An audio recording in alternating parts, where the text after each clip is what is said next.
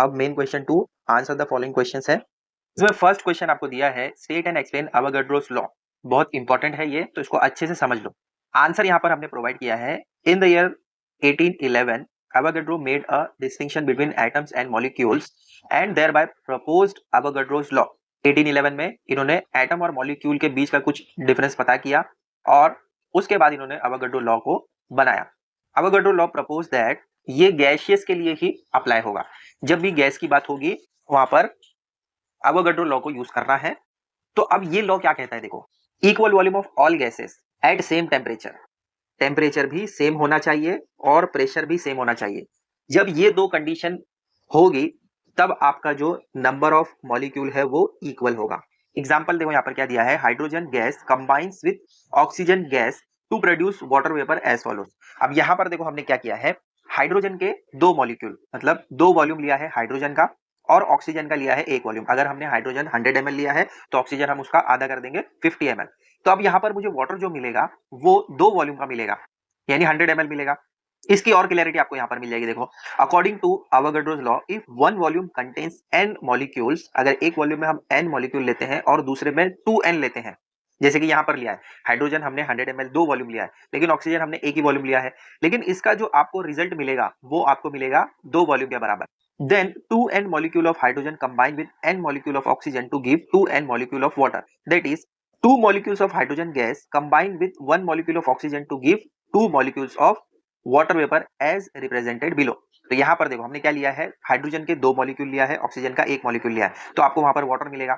इसका कहने का सिंपल मतलब क्या है, जो भी आप पहले लोगे वही आपको रिजल्ट में मिलेगा। जैसे यहाँ पर देखो हाइड्रोजन हमने दो वॉल्यूम लिया है, 100 ml लिया है, तो आपको जो रिजल्ट मिलेगा वो भी आपको 100 ml और दो वॉल्यूम में मिलेगा। यहाँ पर भी देखो हाइड्रोजन के यहाँ पर हमने दो मॉलिक्यूल लिए हैं, रिजल्ट में क्या है आपको दो मॉलिक्यूल है। जो भी मॉलिक्यूल आप स्टार्ट में लोगे वही आपको रिजल्ट में मिलेगा। और यहाँ पर वही स्टेटमेंट दिया है, equal volume of all gases, जो भी आप गैस लोगे उसका वॉल्यूम इक्वल होगा जो भी आपको रिजल्ट में मिलेगा। देखो यहाँ पर इक्वल नंबर ऑफ मॉलिक्यूल दिया है ना, और ये सब ग्राम में देख रहे हैं हम लोग, समझ रहा है।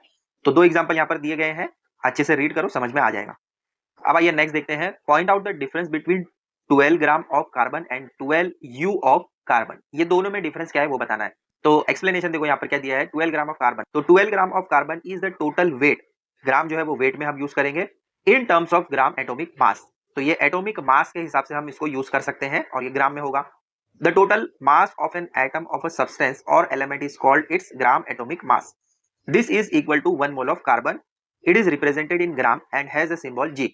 रीड करते हैं ऑटोमेटिकली आपको समझ में आ जाएगा। नेक्स्ट है 12 यू ऑफ कार्बन। यू का मतलब क्या है वो समझ लेते हैं। 12 u of carbon is the weight of C12 express as relative mass. तो यू जो है वो रिलेटिव मास के लिए हम यूज कर सकते हैं। दोनों ही मास में होगा, पहला एटॉमिक मास है, दूसरा रिलेटिव मास है। तो अब रिलेटिव मास के बारे में हम यहाँ पर थोड़ा सा एक्सप्लेनेशन दे देते हैं। Relative mass is quantity used to express the mass of an element, और ग्राम जो है वो टोटल मास के लिए यूज होता है। यहाँ पर सब्सटेंस यूज हो रहा है और यहाँ पर एलिमेंट यूज हो रहा है। डिफरेंस समझते हुए चलो, ठीक है। This indicates that the molar mass of carbon is 12 and 12 gram of carbon will make 1 mole. It is represented by U. 1 U is equal to 1.66 into 10 raised to minus 24 gram.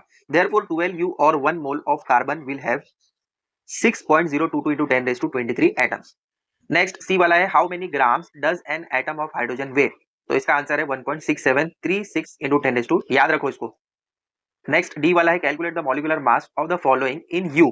पहला है NH3, second है CH3 COOH और third वाला है ethyl alcohol C2H5OH।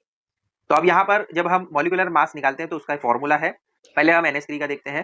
पहला है single N, तो यहाँ पर 1 इंटू आ जाएगा और उसको हम मल्टीप्लाई करेंगे average atomic mass of N से। ठीक है, ये आपको ऑलरेडी पता होना चाहिए N का क्या है, H का क्या है। नेक्स्ट है H3, तो हम क्या करते हैं, ये 3 है ना, 3 को हम पहले ले लेंगे और उसको फिर मल्टीप्लाई करेंगे average atomic mass of H से। समझ में आ रहा है। और दोनों को हम प्लस कर देंगे, मतलब माने N का जो आपको दिया गया है उसको सेपरेट और H3 का जो दिया गया है उसको सेपरेट और बीच में प्लस।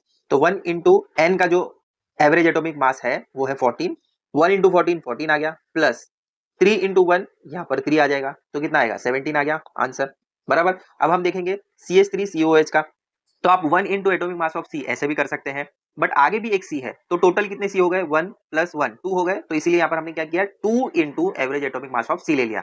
यहाँ का एक C, यहाँ का एक C, अगर आप ऐसे करोगे 1 into average atomic mass of C, तो भी चलेगा। फिर बाद में फिर से आपको क्या करना पड़ेगा, ये H3 के बाद फिर से आपको एटॉमिक मास ऑफ कार्बन ऐसे लेना पड़ेगा। तो डायरेक्टली आप ऐसे कर सकते हैं, ये 2 है इसीलिए हमने 2 लिख दिया, 2 into average atomic mass of C।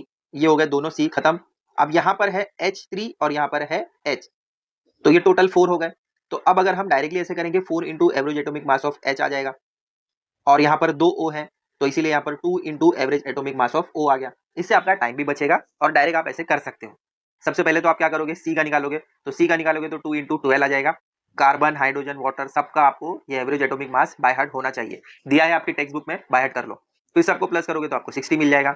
ऐसे ही C2H5OH का देखोगे तो कैसे आएगा, देखो यहाँ पर C2 है तो ये तो ठीक है, H यहाँ पर 6 है तो देखो इसके लिए यहाँ पर 6 into average atomic mass of H आ जाएगा। O यहाँ पर सिंगल है तो 1 into average atomic mass of O आ जाएगा। तो ये काफी सिंपल है, ज्यादा डीप जाने की जरूरत नहीं है, इसलिए मैं आपको डायरेक्टली बता रहा हूँ।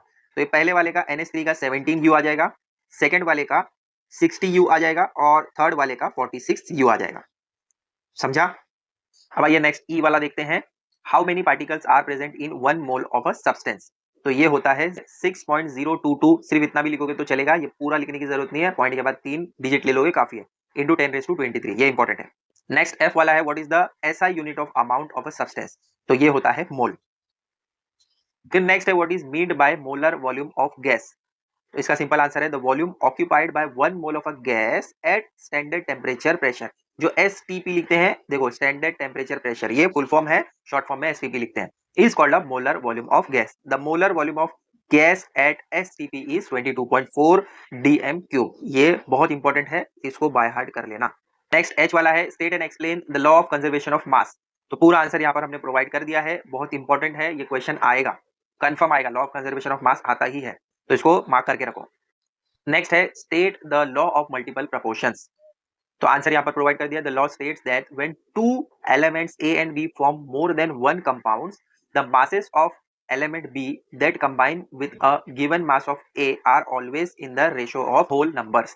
तो इसमें क्या होता है कि जब भी दो एलिमेंट है A and B, एग्जांपल यहाँ पर दिया है, और ये दोनों मिलकर एक कंपाउंड बना रहे हैं, जब भी ऐसा होगा कि दो एलिमेंट कंपाउंड बनाएंगे तो जो मास होगा B का, उसको जब आप कंबाइन करोगे A के साथ, तो जो भी आपको रेशो मिलेगा वो स्मॉल होल नंबर में मिलेगा। ठीक है, यहाँ पर हमने मेन क्वेश्चन 2 कंप्लीट कर लिया है।